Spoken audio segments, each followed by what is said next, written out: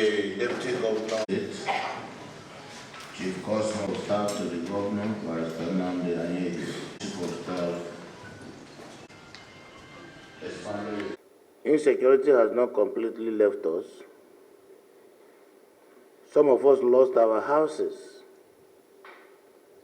Some of us lost our loved ones. Some of us lost their means of livelihood. But we thank God that there is a remarkable improvement based on the strategies and assets which we have deployed, even though it is coming at a very high cost. Our war against insecurity will be intensified. As I stated earlier, the major reason for this meeting is to thank God Almighty and also to thank you.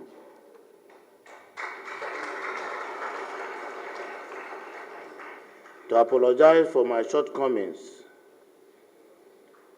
and also break the news that our first term officially has come to an end. Like I said earlier, I will not abandon you, and I hope that you will not also abandon me.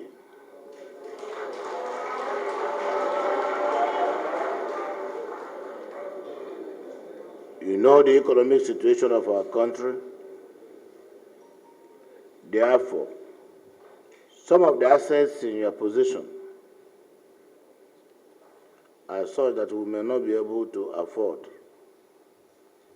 that you spoil them, destroy them, or you should know we are now moving to a new government, and all of us must not cross over at the same time.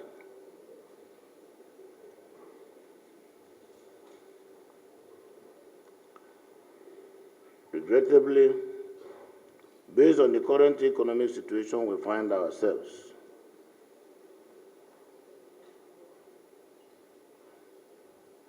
we will manage our system to the extent that those who are in, there may not be too much difference with those who are also out. Like I said earlier, we are a family.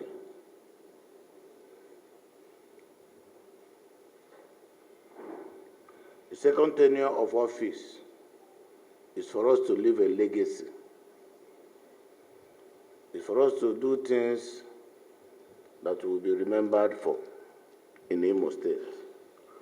It's for us to really and completely build the new Imo State.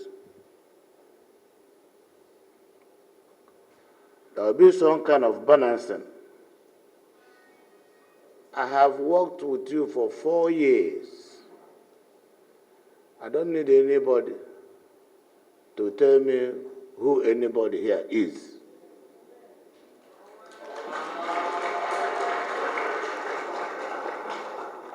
I know your various capacities, and I know where, if you are placed, that you will do well. There are currently people serving at the state level that I know that if I send them to local government, they will do better. There are people in local government, I also know that if they work at the state level, they will do better. So in order to ensure we maximize the opportunity of various capacities in our midst, we will try to do some sample in and sample out.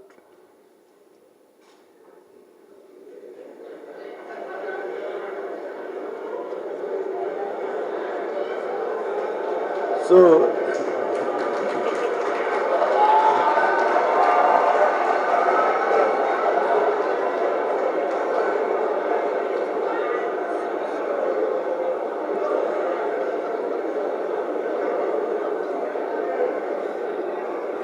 hello.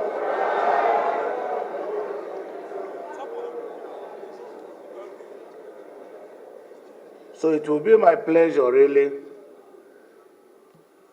to tell you from from my heart of hearts, even though it has not been very easy with us, I'm encouraged that so far, from the responses we are getting out there, I don't think we have disappointed IMO people.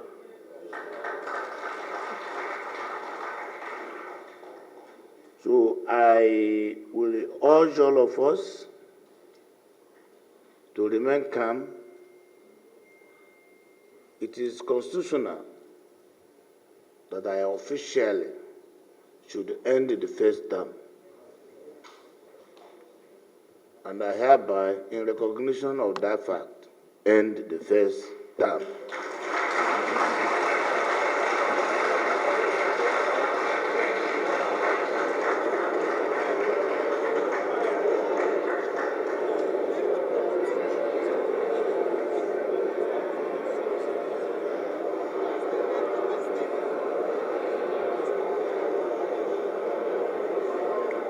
Hello. To make it clearer, the expanded Executive Council members, which is the State EXCO, because if we just end all the first term, from the head to the bottom, the house may fall. So I think that, constitutionally speaking, every commissioner that is screened for 4 years for the end of first term. Special advisor is the same thing. All the senior special assistants. But I think we can deal with that, build the house so that the house will have a head. Then we will now look down again and see what is there, whether it will require remodeling or not. So in doing that, if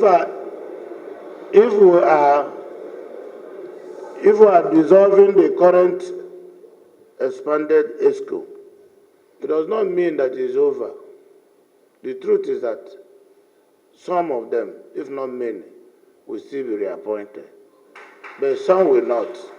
Some may be given other appointments, and some may be upgraded to that place based on new realities and the new vision where you want to go, knowing your capacity. Because some of you too understand. I was surprised that yesterday, despite it at home, all of you came out. Despite it at home. I said, and if it is to do something else, people will not go to work because of sit at home.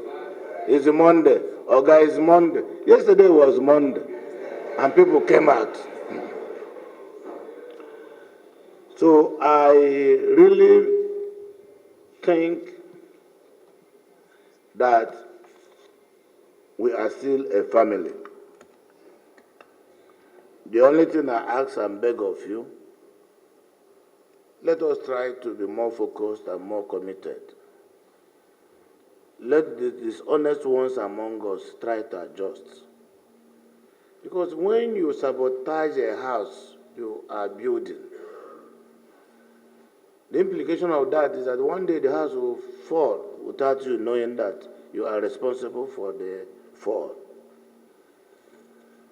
At our age, we don't need anybody to advise us to understand that united we stand, divided we fall.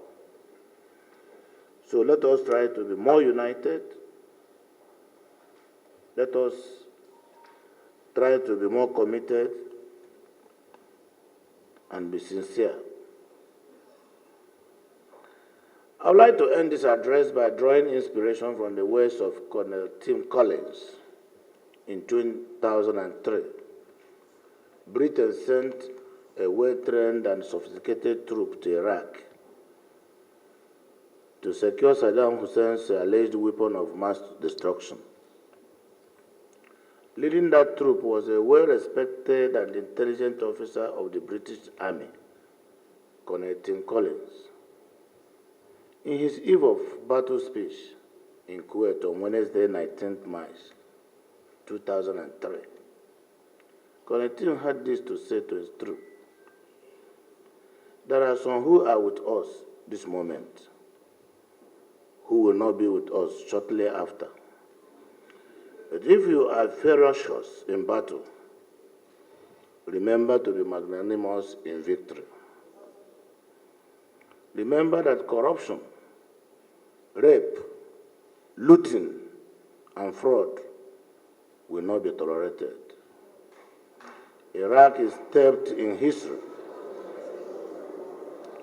It is the site of the Garden of Eden, of the Great Flood, and the birthplace of Abraham. Tread lightly there.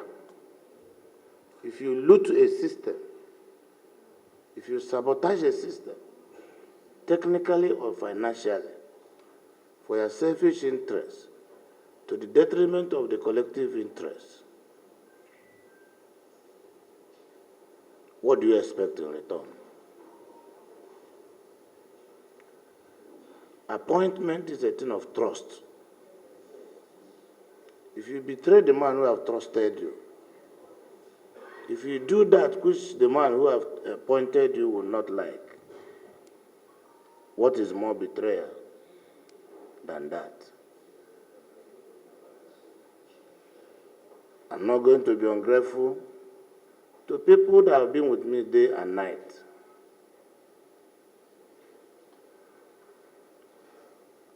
But it is better that we make history for ourselves and our generation. I don't think that if we work objectively and honestly together, that we will not be able to address our needs. But out of greed, people are busy taking what they don't need, taking more than what they require, and in the process, causing problem for government. My only offense is that I don't talk too much. Is it not true? I have learned how to talk too much now. You'll be hearing me enough. So I want to thank all of you.